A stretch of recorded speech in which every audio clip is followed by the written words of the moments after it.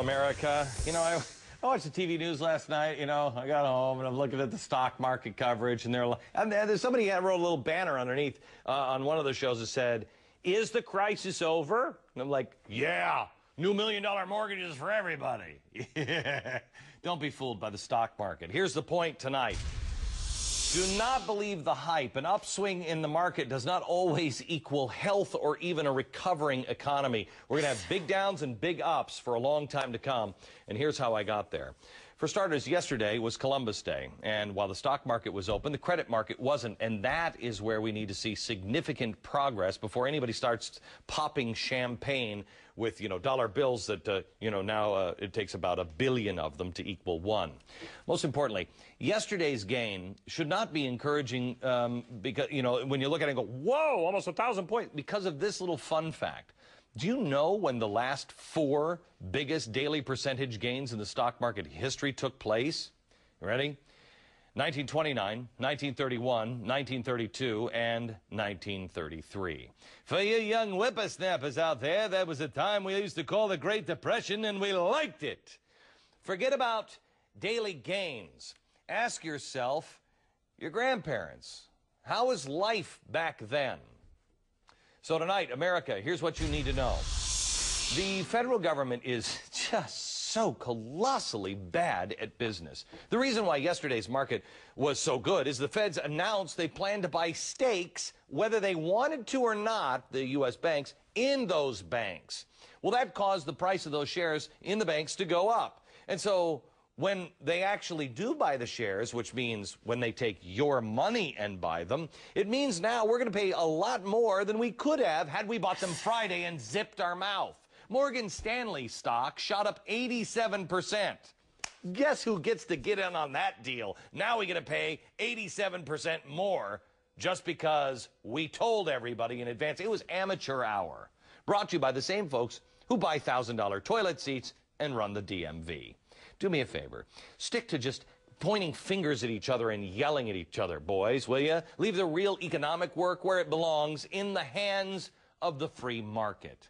William Poole is a senior fellow at the Cato Institute and former president of the St. Louis Federal Reserve, and Peter Schiff is the president of Europac and author of the little book of bull moves in a bear market. Okay, Bill, let me start with you. You led the Fed in St. Louis, and you've been against this bailout. Why? I thought everybody was for it.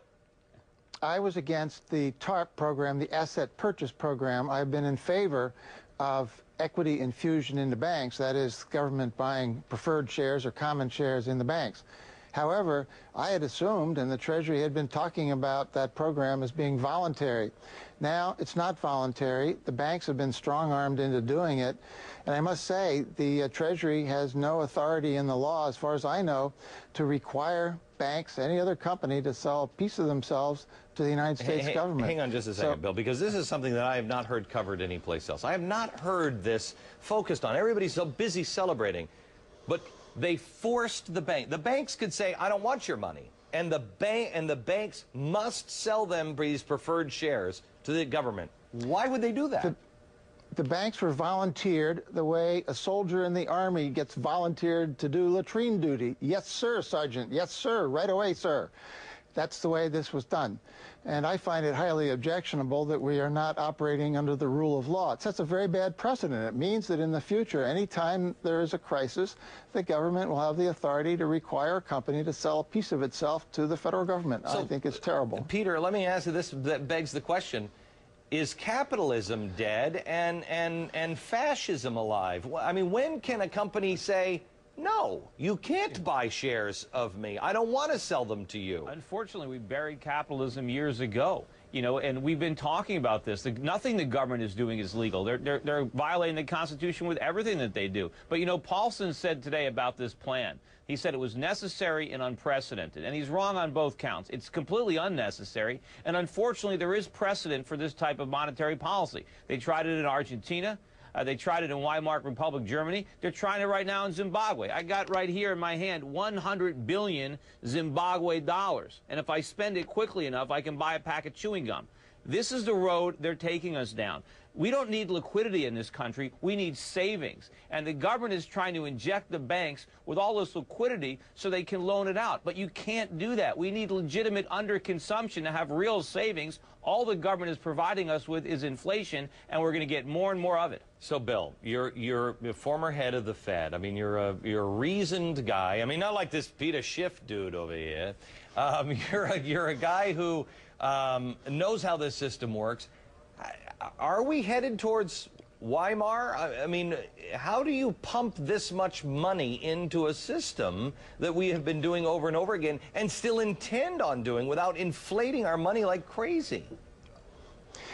There is an inflation danger for the long run. It's not a danger next year in the immediate future. And it is a worry. I don't think there's any possibility of hyperinflation. We're not going the way of the Weimar Republic or Zimbabwe. That won't happen. But there is a real danger that we will... Why wouldn't that happen? Because the federal authorities and the Federal Reserve and the understanding of the economics profession is such that that won't No, happen. it's not. I'm confident that it won't happen. So you're saying we're smarter, Bernanke and Paulson, these guys are smarter than the central bankers of other countries? They're repeating all the same mistakes. They're no smarter. They're the ones that got us into this mess. And fundamentally, intrinsically, there's no difference between the money the Fed prints and the money the Zimbabwe government prints. It's all paper. There's nothing there. I don't disagree with that, but I believe that this country is a far more responsible country than Zimbabwe. Based on what evidence? About that. Yeah, I will tell you, Bill. Yeah, go ahead. Go ahead.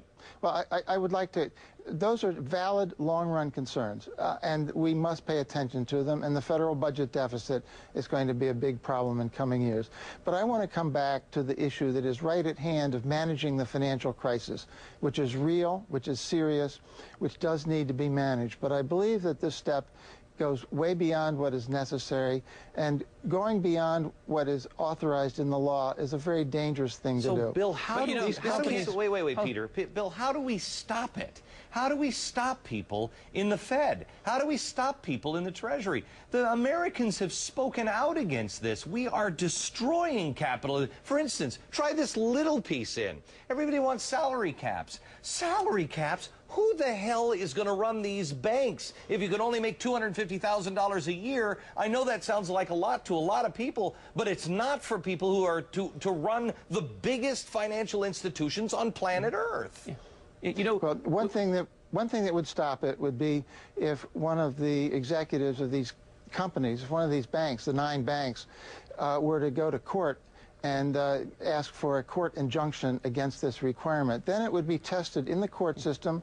We have a very high integrity in our court system, and the case would be heard promptly. I don't think so. You know, also the problem is this crisis can't be managed. We need the free market. You've got these cronies in Washington. They're like little kids with a chemistry set, and they keep on throwing these chemicals together, trying one thing after another. They hope they're going to stumble on a miracle, but they're going to blow us all up. Okay, guys, thank you very much. I appreciate the conversation.